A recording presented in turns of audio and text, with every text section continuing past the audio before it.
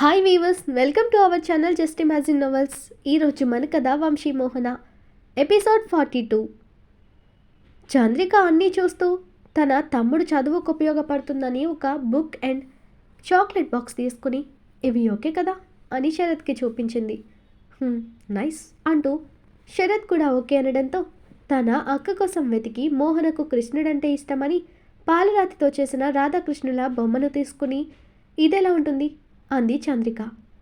Wow, చాలా బాగుంది చందు, దాన్ని ప్యాక్ చేయండి అంటూ శరత్ సేల్స్ గర్ల్ దగ్గరికి ఇచ్చిన శరత్ వేరే వైపుకు వెళ్ళాడు. అప్పుడే ఆ షాప్లోకి వచ్చిన ఒక అతను కౌంటర్ దగ్గర ప్యాకింగ్ కోసం ఉంచిన ఆ ఐడల్ని చూసి, సూపర్గా ఉంది, నాకు ఇవ్వండి అన్నాడు. సార్, ఇది వేరే వాళ్ళు ఆల్రెడీ తీసుకున్నారు, ప్లీజ్ మీరు వేరే ఏదైనా తీసుకోండి అంది సేల్స్ గర్ల్. నో, నాకు ఇదే నచ్చింది, పోనీ ఇదే పీస్ మరొకటి ఉంటే ఇవ్వండి అన్నాడు. సారీ సార్, అది ఒక్క పీస్ మాత్రమే ఉంది అని ఆమె చెప్పగానే అతను డిసప్పాయింట్ అవుతూ, పోనీ వాళ్ళెవరో చూపించండి, నాకు ఇస్తారేమో అడుగుతాను అని అడిగాడు. అదిగో ఆ బ్లాక్ డ్రెస్లో మొహానికి స్కార్ఫ్ కట్టుకున్న అమ్మాయి, వాళ్ళే సార్ అన్నది ఆ సేల్స్ గర్ల్. కాస్త దూరంలో ఉన్న క్రిష్కి వాచ్ చూస్తున్న చంద్రికను చూపించింది సేల్స్ గర్ల్. ఓకే అంటూ అతడు చంద్రిక దగ్గరకు వెళ్ళి, ఎక్స్క్యూజ్ మీ అన్నాడు. వెనక్కి తిరిగిన చంద్రిక డౌట్గా అతన్ని చూసింది. హాయ్ అండి, మీరు తీసుకున్న రాధాకృష్ణుల బొమ్మ నాకు కావాలి, ఇస్తారా? మా అమ్మకు గిఫ్ట్ చేద్దామంటే అది ఒక్కటే ఉంది, దాన్ని మీరు తీసుకున్నారన్నారు, ప్లీజ్ నాకు ఇచ్చేస్తారా అని రిక్వెస్ట్ చేశాడు అతను. నో సార్, అది నేను మా అక్క కోసం తీసుకున్నాను, ఇవ్వలేను, సారీ అంది చంద్రిక. చందు, ఈ మోడల్ చూడు అంటూ అక్కడికి వచ్చిన శరత్ని చూసి అతను, హాయ్ శరత్, నువ్వేంటిక్కడ అన్నాడు అతను ఆశ్చర్యంగా. హాయ్ బల్దేవ్ అంటూ వచ్చి రాని నవ్వు నవ్వి, గిఫ్ట్ కొనడానికి వచ్చాను అన్నాడు శరత్. బలదేవ్ శరత్ని హక్ చేసుకుని, క్రిష్ ఎలా ఉన్నాడు? ఇండియాలో ఉండి కూడా కలవరు, నన్ను చూడగానే దాక్కుని తిరుగుతారేంట్రా అన్నాడు సరదాగా బలదేవ్. నువ్వు పెద్ద పోలీస్వి, మేం చూస్తే దొంగలం, నీకు భయపడేలా దాక్కుని తిరుగుతాంరా అని వెటకారంగా అన్నాడు శరత్. బలదేవ్ గట్టిగా నవ్వుతూ, రేయ్, నేను అలా అనలేదు, కోట్లకు పడగలెత్తిన జమీందారులకు దొంగతనం చేసే కర్మేంటి, కానీ ఈ అమ్మాయి ఎవర్రా, నీ భార్యనా ఏంటి? నన్ను నీ పెళ్ళికి కూడా పిలవలేదే అన్నాడు బలదేవ్ నిష్ఠూరంగా. బాబు, తను నా భార్య కాదు, కాబోయే భార్య, అప్పటికీ ఇప్పటికీ అదే ఆత్రం నీకు అని సెటర్ వేశాడు శరత్. ఏదో నీ అభిమానం అంటూ నవ్వి చంద్రిక వైపు చూసి, హాయ్, ఐఎమ్ బల్దేవ్, ఈ సిటీకి అసిస్టెంట్ కమిషనర్, కాలేజ్ డేస్లో మేము ముగ్గురం బెస్ట్ ఫ్రెండ్స్ అని అతన్ని ఇంట్రడ్యూస్ చేసుకున్నాడు బలదేవ్. చంద్రికకి అతను పోలీస్ అన్న దగ్గర నుండి టెన్షన్ స్టార్ట్ అయి తడపడుతూ, నమస్తే అంది. నమస్తే అని బలదేవ్ కూడా నమస్కారం చేసి, ఏంట్రా తను ముస్లిం అమ్మాయా ముసుగేసింది అని డౌట్గా అడిగాడు బలదేవ్. పొల్యూషన్కి భయపడి వేసుకుందిలేరా అంటూ, చందు, నీ ఫేస్ అంటే వాడికి చూపించు, లేదంటే వాడి పోలీస్ బుర్ర ఊరుకోదు అంటూ ఆమెకు సైగ చేశాడు ముసుగు తీయమని శరత్. ఓకే అంటూ ఫేస్కి ఉన్న స్కార్ఫ్ తీసింది చంద్రిక.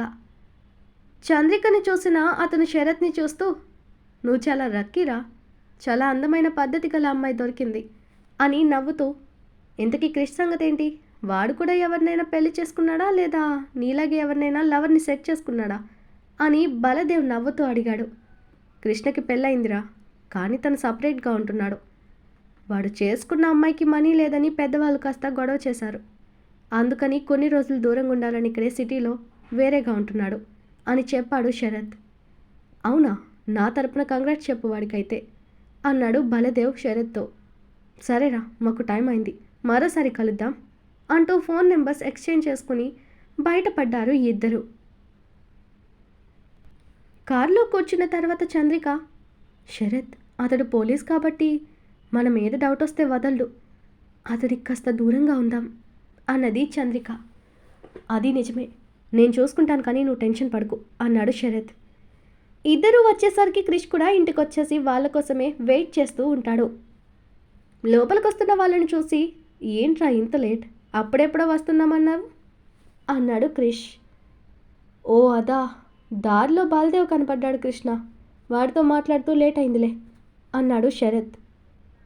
కృష్ణ, వాళ్ళని లోపలికొచ్చి కూర్చోనివ్వు, అక్కడే నిలబెట్టేస్తావా అంటున్న మోహన్కి ఎప్పుడెప్పుడు చెల్లిని చూద్దామా అని ఆత్రంగా ఉంది. చంద్రిక మోహన్ వాయిస్ వినగానే కిచెన్ గుమ్మం వైపు చూసి అక్కడున్న మోహన్ని చూడగానే లోపల ఎమోషనల్ అయింది. వాళ్ళ చూపుల్లోనే ఒకరంటే ఒకరికి ఎంత ప్రేముందో అర్థమైన క్రిష్ ఇద్దరూ ఎమోషనల్ అవ్వకుండా, మోహన ఫస్ట్ వాళ్ళకి తాగడానికి ఏమైనా ఇవ్వు అన్నాడు. హా ఇస్తున్నా కృష్ణ అంటూ తను ప్రిపేర్ చేసిన జ్యూస్ ముగ్గురికి ఇచ్చింది మోహన. నీకు తెచ్చుకోలేదేంటే అంటూ తను సగం తాగిన జ్యూస్ మోహన్కి ఇచ్చేశాడు క్రిష్. నేను తర్వాత తాగుతాను, నువ్వు తాగు కృష్ణ అంది మోహన మొహమాటంగా చూస్తూ. పర్వాలేదు తాగవే, ఎప్పటిదాకా కష్టపడి అలసిపోయి ఉంటావు అంటూ ఆమెకు తానే తాగించాడు క్రిష్. వాళ్ళ అన్యోన్యత చూసి చంద్రిక మనసులోనే ఆనందపడింది. కార్తీక్ కోసం కళ్ళతోనే వెతుకుతున్న చంద్రికని గమనించిన క్రిష్ రూమ్లో ఉన్న కార్తీక్ని రమ్మని కాస్త గట్టిగా పిలిచాడు.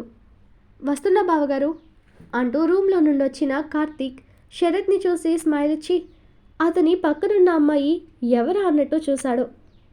వాడి ఫీలింగ్ అర్థమైన శరత్, ఈమె నా కాబోయే భార్య, నీకు తను కూడా అక్క అవుతుంది, నీకు ఇష్టమైతే అక్క అని పిలవచ్చు అన్నాడు శరత్. అవునా, హాయ్ అక్క అని నవ్వుతూ చంద్రికని పలకరించాడు కార్తీక్. హాయ్ అన్నట్టు చేయి చాపి కార్తీక్ హ్యాండ్ పట్టుకుని ప్రేమగా తమ్ముణ్ణి తడిమింది చంద్రిక. మోహన చెల్లి ఫీలింగ్స్ గమనిస్తూ మనసులో బాధగా, మా ముందు కూడా పరాయి దానిలా ఉండడానికి ఎంత కష్టపడుతున్నావు చిన్ని అనుకుంటూ తమ్ముణ్ణి చూసి, అక్కని తీసుకెళ్ళి నీ రూమ్ చూపించే బంగారం అంది మోహన. అలా అయినా కాసేపు కార్తీక్తో తనని ఉంచాలనే ఉద్దేశంతో. సరే అక్క అంటూ నవ్వుతూ చంద్రిక చేయి పట్టుకుని తీసుకెళ్తుంటే శరత్ ఆపేసి, ఒక్క నిమిషం కార్తీక్ అంటూ తన కోసం చంద్రికకున్న గిఫ్ట్స్ బాక్స్ ఆమె చేతిలో పెట్టి తన తమ్ముడికి ఇవ్వమన్నాడు శరత్. అది తీసుకుని చంద్రిక తప్పుడు వెంట వెళ్ళింది. మోహన ఇద్దరిని కనులారా చూస్తూ, ఈ అడ్డుతెరలు తొలగేదెప్పుడు కృష్ణ, నా చెల్లి తన సొంత వాళ్ళను కూడా స్వేచ్ఛగా దగ్గరకు తీసుకోలేని దౌర్భాగ్యంలో బ్రతుకుతుంది అంటూ కంటతడి పెట్టింది మోహన. ఇంకొన్ని రోజులు ఓపిక పట్టవే, ఆ తర్వాత తను మన మధ్య ఆనందంగా ఉండే క్షణాలు వస్తాయి అంటూ మోహనని సైడ్ నుండి హత్తుకుని ఓదార్చాడు క్రిష్. కృష్ణ వదులు, శరత్ గారున్నారు అని ఇబ్బందిగా ఫీల్ అయి క్రిష్కి దూరం జరిగింది మోహన. క్రిష్ నవ్వి మోహనని వదిలి శరత్తో తన ఆఫీస్ రూమ్లోకి వెళ్తూ, ఓయ్ వాళ్ళకి తినడానికి ఏమైనా తీసుకుని వెళ్ళు అన్నాడు శరత్. మోహన కూడా తన చెల్లిని దగ్గరగా చూసుకోవడానికి వంక దొరికిందని సరే అంటూ తలూపి చెల్లికి ఇష్టమైన జంతికలు తీసుకుని కార్తీక్ రూమ్ దగ్గరకు వెళ్ళింది. చంద్రిక కార్తీక్ ఏదేదో చెప్తూ తాను వేసిన డ్రాయింగ్స్ చూపిస్తూ ఉంటే ప్రేమగా తమ్ముణ్ణి కల్లారా చూసుకుంటూ, మీ అందరితో కలిసినప్పుడు నాకు మీ విలువ తెలియలేదు, మీ అందరికీ దూరం అయ్యాకే బంధాల విలువ తెలిసింది అనుకుంటూ గోడకు తగిలించున్న శర్మగారి ఫోటోని చూడగానే ఆమె కంట్లో నీళ్లు తిరిగాయి. కార్తీక్ చూస్తాడని టక్కున కళ్ళు తుడుచుకుని సర్దుకుంది చంద్రిక. మోహన వాళ్ళ దగ్గరకొచ్చి, చిన్న ఇవి తినండి అంటూ వాళ్ళ ముందు అవి పెట్టింది. చంద్రిక ఎలా తినడమని సంశయంగా చూస్తూ, నాకు ఇప్పుడు వద్దు, తర్వాత తింటాను అని సైగ చేసింది. మోహన మనసు చివుక్కుమంది. నా చిన్ని ఇష్టమైనవి తినడానికి కూడా మా ముందు ఇబ్బంది పడుతుంది, ఏం పాపం చేశామని స్వామి మాకీ శిక్ష అని మనసులో బాధగా దేవుణ్ణి ప్రశ్నించింది మోహన. కార్తీక్, నువ్వు బావగారి రూమ్లో ఉన్న మా పెళ్ళి ఆల్బమ్ తీసుకురా, అక్క చూస్తుంది, ఈలోగా నేను కిందకెళ్ళొస్తాను, మీరు ఇక్కడే ఉండండి అంటూ తను తినడానికి వీలు కల్పిస్తూ మోహన ప్లాన్ చేసింది. అలాగే అక్క అంటూ కార్తీక్ క్రిష్ వాళ్ళ రూమ్కి పరుగు పెట్టగా మోహన కిందకు వెళ్ళింది. ఈ గ్యాప్లో తన అక్క తనకెంతో ఇష్టమైన జంతికలు చేసిందని ముసుగు తీసి గబగబా 4 తిన్నది చంద్రిక. క్రిష్ ఆఫీస్ రూమ్లోకి వెళ్ళిన తర్వాత శరత్ని చూస్తూ, అవును ఆ బలదేవ్కి నీ మీద ఏ అనుమానం లేదు కదా అన్నాడు. వాడికి అసలు ఐడియా ఉండదని నేను అనుకుంటున్నా కృష్ణ, ఎందుకైనా మంచిది ఈ వేట కొన్నాళ్ళు ఆపుదామా అన్నాడు శరత్. క్రిష్ ఆలోచిస్తూ, ఆ ధీర్ దొరకాలంటే ఈ వానపాముల్ని ఎరగా వేయక తప్పదు, కానీ ఈసారి ఆ మినిస్టర్ సుధాకర్ కొడుకు పైకి పోవాలి, ఆ రాకేష్ తండ్రి పదవి అడ్డం పెట్టుకుని ఏం చేసినా ఎవడు అడగడని విర్రవీగుతున్నాడు, వాడి గీర దించి పైకి పంపేయాలి. నీకో విషయం తెలుసా ఆ సుధాకర్ మా బాబు మంచి దోస్తులు. ఇద్దరూ కలిసి అడ్డమైన పనులు చేస్తుంటారని నా డౌట్ అని క్రిష్ చెప్తుంటే శరత్ ఆశ్చర్యంగా, అవునా, సరే, ఆ రాకేష్ని ఫాలో చేయమని మన వాళ్ళకి ఇన్ఫామ్ చేస్తాను అన్నాడు. ఓకే, కానీ ఆ డిటెక్టివ్ ఏమైనా ఫోన్ చేశాడా అన్నాడు క్రిష్. చేశాడు కృష్ణ, నీకు చూపిద్దామని ఇప్పుడు నేను ఇక్కడికి తీసుకొచ్చింది. నువ్వు అతనికి ఇచ్చిన డీటెయిల్స్లో ఆ కాలేజ్ ఓల్డ్ ప్రిన్సిపల్ ఎక్కడ ఉన్నది తెలిసిందంట. ఆ ఊరికి మన వాళ్ళని పంపమని అడిగాడు ప్రణవ్. ఆ పని చేశాను అన్నాడు శరత్. ఓకే అంటూ ఆ డిటెక్టివ్ మనకు కావాల్సిన పాయింట్కి చాలా దగ్గరగా వెళ్ళాడు. అత్తయ్య నువ్వు లవ్ చేసిన మనిషి ఎవరనేది తేలితే నిన్ను మోసం చేసిన వాడిని నీ దగ్గరికే పంపుతానని కసిగా అనుకున్నాడు క్రిష్. హే శుభ అంటూ ఒక అమ్మాయి తన ఫ్రెండ్ కేక వేయడంతో వెనక్కి తిరిగి అప్పుడే అటుగా వెళ్తున్న కార్కి అడ్డుపడబోయ్ లాస్ట్లో కంట్రోల్ చేసుకుని పక్కకు తప్పుకుని ఆ కార్ డ్రైవ్ చేస్తున్న అతన్ని చూస్తూ కోపంగా, ఇడియట్, రోడ్ మీద మనుషులు కనపడడం లేదా అని గట్టిగా అరిచింది శుభ. ఆ డ్రైవర్ ఆమె వైపు చూసి సారీ అంటుంటే లోపల ఉన్న ధీర్ స్టాప్ ది కార్ అంటూ సీరియస్గా అరిచి కార్ దిగగానే గ్లాస్ తెంచి కోపంగా తల బయటకు పెట్టి చూశాడు. కానీ శుభని చూడగానే అతని నోటి మాట పడిపోయిందనే చెప్పాలి ఆమె అందానికి. కోపంగా శుభ కూడా మనసులో తిట్టుకుంటూ అతడి వైపు చూసింది. ధీర్ తనని చూసి, సారీ మిస్, మా డ్రైవర్ చూసుకోలేదు, మీరెక్కడికి వెళ్ళాలో చెప్పండి, నేను డ్రాప్ చేస్తానని చాలా డీసెంట్గా అడిగాడు. అక్కర్లేదు అని గీరుగా చెప్పిన శుభ తన ఫ్రెండ్స్ వైపు వెళ్తుంటే ఆమెని బ్యాక్ నుండి చూస్తూ, అబ్బా ఏమందం రదీంది, ఆ పొగరు చూస్తే ఇంకా పిచ్చెక్కేలా ఉంది అని వంకరగా నవ్వాడు ధీర్. ధీర్ చూపుల భావం అర్థమైన డ్రైవర్ మనసులో, ఈ వెదవకి ఇంకా 2 కాళ్ళు సెట్ అవ్వలేదు, అప్పుడే ఒంట్లో తీట మొదలైంది, ఆ కొట్టిన వాళ్ళు ఇంకా కాస్త గట్టిగా దెబ్బేసుంటే మాకు ఈ దరిద్రం తప్పేది అని లోపల తిట్టుకుంటూ పైకి మాత్రం వినయంగా, సార్ కార్ స్టార్ట్ చేయమంటారా అని అడిగాడు. హా పద అంటూ శుభ వెళ్తున్న వైపే రెప్ప వేయక చూస్తూ, అందమైన అమ్మాయిలంతా ఇక్కడే పడతారా, ఒక్కొక్కరు ఏమున్నారా, ఆ చంద్రిక దాని అక్కే అందమైన వాళ్ళు అనుకుంటే ఈ పిల్ల కూడా వాళ్ళకి ఏమాత్రం తీసిపోనంత అందంగా ఉంది అని తన ఎద మీద చెయ్యేసి రుద్దుకుంటూ ఆ చంద్రికని పూర్తిగా అనుభవించకముందే చేజారింది.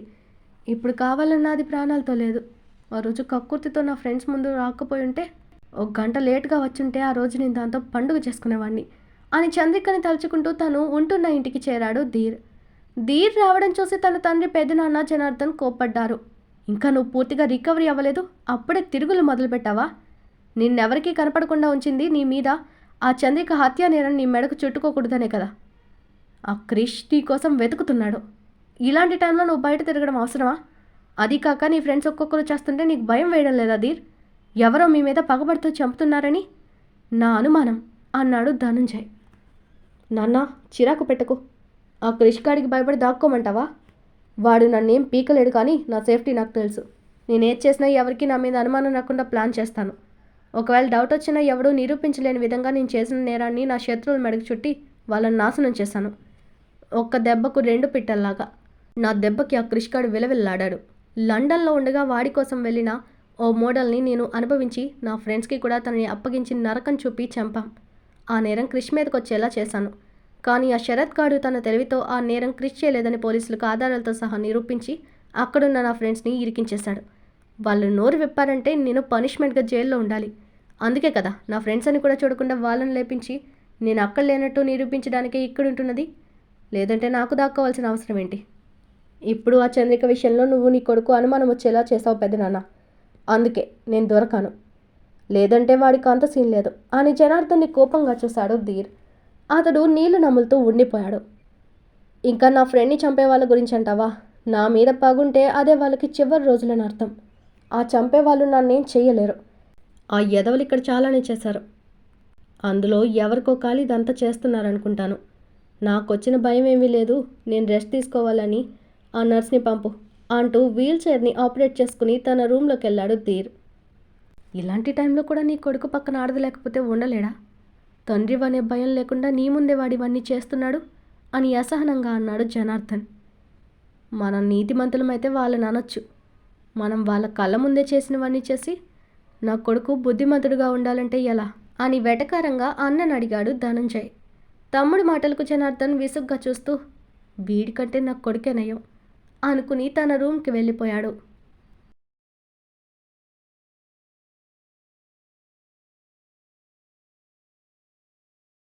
కథ ఇక్కడితో కంప్లీట్ అయింది. ఈ స్టోరీ మీకు నచ్చినట్టయితే ప్లీజ్ స్టోరీని లైక్ చేసి కామెంట్ రూపంలో మీ అభిప్రాయాన్ని తెలియచేయండి. అలాగే ఛానల్ని సబ్స్క్రైబ్ చేసుకుని షేర్ చేసి మాకు సపోర్ట్ చేయండి. నెక్స్ట్ అప్డేట్తో మళ్ళీ కలుద్దాం. అంతవరకు బాయ్.